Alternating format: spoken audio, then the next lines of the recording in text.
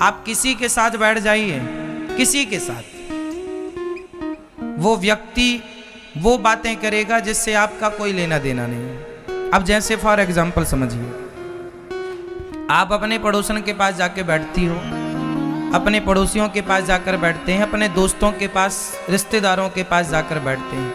बताओ जब आप उनके साथ बैठते हैं तो क्या बातें होती हैं? 10 बातों में कौन सी बात मतलब की है?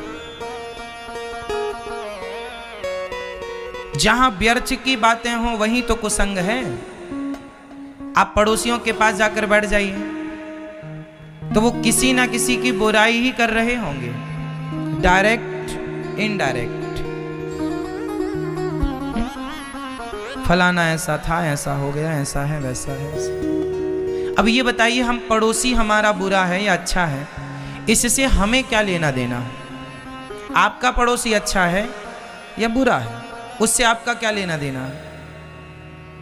फिर भी आप उसकी बातें घंटे घंटे करते हैं, उसके बारे में सोचते हैं, जिसके बारे में सोचने से कोई लाभ नहीं। सोचने से क्या होता है, हम बुरी बातें सोचते हैं तो हमारा मन और मस्तिष्क दोनों बुरे हो जाते हैं। इसलिए हमारे ऋषि मुनियों ने एक फंडा बनाया, सिद्धांत बनाया कि आप रोज सत्संग करो, मीन्स अच्छी बातें करो। अच्छी बातें करने से क्या होगा? आपका मन अच्छा होगा, मस्तिष्क अच्छा होगा, थॉट अच्छे होंगे, अच्छे विचार आएंगे। जब अच्छी बातें करेंगे, अच्छे लोगों के बीच में बैठेंगे, अपने आप अच्छे विचार उत्पन्न होंगे। इसलिए समाज के कुसंग से हम बच पाए। हमारे ऋषि मुनियों को पता था कि 24 घंटे में आप 24 घंटे कुसंग में रहते हैं। कभी कभी आप सत्संग से जुड़ते हैं। अब कथा सुनने तो आज ही आए ना आप लोग, आज मीन्स 2 दिन 4 दिन से 10 दिन से। बाकी घर में थे तो क्या था, जेठानी देवरानी भी बैठेंगी तो क्या बात करेंगी? सास की बुराई। जेठानी और सास बैठेंगी तो तुम्हारी बुराई, और तुम और सास बैठ जाओ तो जेठानी की बुराई। मतलब जहां 2 लोग होंगे वहां तीसरे की चर्चा जरूर होगी। हाँ या ना? हाँ या ना? जहां 2 लोग होंगे वहां किसकी चर्चा होगी? किसी तीसरे की। और तीसरा वो होगा, कई बार वो होता है जिसे आप जानते हैं, और कई बार वो तीसरा होता है जिसे आप जानते भी नहीं हैं। जिसे आप जानते ही नहीं हैं आप उसकी बातें करते हैं, क्या फायदा है? अब मैं यहां बैठा बैठा ओबामा की बात करूं, ट्रंप की बात करूं, छिंग छांग छीछन की बात करूं, जिनपिंग की, क्या होगा इससे? जिसे हम जानते नहीं, क्या बात करें उसकी हम? और आप लोग करते हैं खूब मजे से, आपको बड़ा स्वाद मिलता है। और बताओ ट्रंप के बारे में क्या करोगे जान के?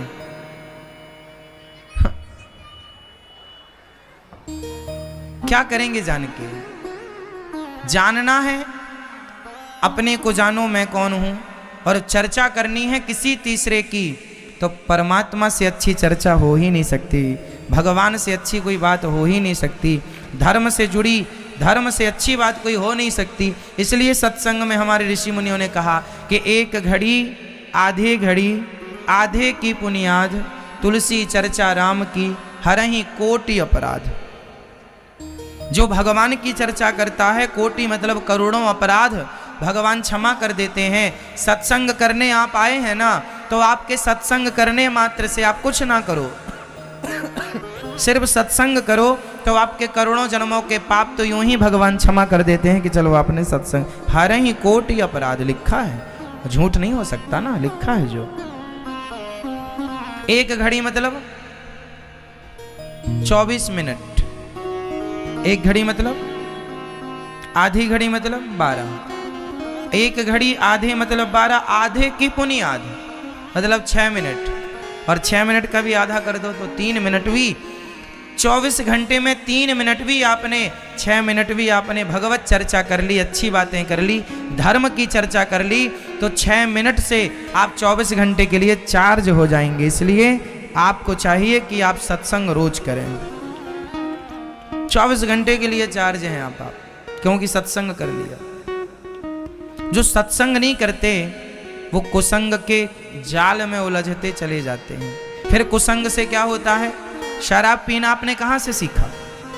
सत्संग से या कुसंग से? मांस खाना कहां से सीखा? सत्संग से, कुसंग से? जोर से। जुआ खेलना कहां से सीखा? सत्संग या कुसंग? गाली गलौज करना कहां से सीखा? रे बे तू तड़ाक की बातें कहां से सीखी? सत्संग या कुसंग? हर बुरी चीज आपको कुसंग ही सिखाता और हर अच्छी चीज आपको सत्संग ही सिखाएगा। विडंबना ये है आप कुसंग ज्यादा करते हैं, सत्संग कम करते हैं, इसलिए आपके अंदर बुराइयां ज्यादा हैं, अच्छाई की मात्रा कम है। सत्संग ज्यादा करने लग जाएंगे तो आपके अंदर अच्छाइयां ज्यादा होंगी और बुराइयां कम हो जाएंगी। आप चाहें तो अपने आप को बदल सकते हैं। नाले का पानी गंदा होता है, वहां कोई खड़ा भी होना पसंद नहीं करता। नाली, नाले के पानी में कितनी बास होती है, दुर्गंध होती है। लेकिन वही नाला जब किसी गंगा से जुड़ जाता है, यमुना से जुड़ जाता है, तो वही पवित्र हो जाता है। वही है, हम सब नाले की तरह हैं। जब सत्संग की गंगा से जुड़ते हैं तो हम अपवित्र अशुद्ध व्यक्ति भी सत्संग की गंगा से जुड़कर पवित्र हो जाते हैं, शुद्ध हो जाते हैं। इसलिए सठ सुध नहीं सत्संगति पाई, पारस परस कुधात सुहाई। कितना भी बड़ा दुष्ट हो, बिगड़ा हो, उसे सत्संग करा दीजिए, सत्संग में जोड़ दीजिए, धीरे धीरे उसमें बदलाव देखने को मिल जाएंगे। आप में से कितने लोग हैं जिनके जीवन में सत्संग से बदलाव हुआ? जिनका हुआ वो हाथ उठाओ। भागवत जी से कथा सुनने से किसके जीवन में परिवर्तन हुआ? हुआ? आपके जीवन में क्या परिवर्तन हुआ? पहले मांस मछली खाते थे, मछली वगैरह खाते थे, अब नहीं खाते। देखो ये प्रत्यक्ष को प्रमाण क्या दें। ये भैया बैठे हैं जो मांस पहले खाते थे, शराब पीते, शराब भी पीते थे, शराब नहीं पीते थे, मांस खाते थे, छोड़ दिया। कब से छोड़ दिया आपने? ये छोड़ दिए। किससे छोड़ा? सत्संग से जुड़कर। देखो ये होता है, जब आप जुड़ते हैं अच्छी बातों से, अच्छे संग से, तो कुसंग छूट जाता है। कमरे में अंधकार हो और उस कमरे में प्रकाश करना हो तो क्या उपाय है बताओ? हाँ, क्या उपाय है?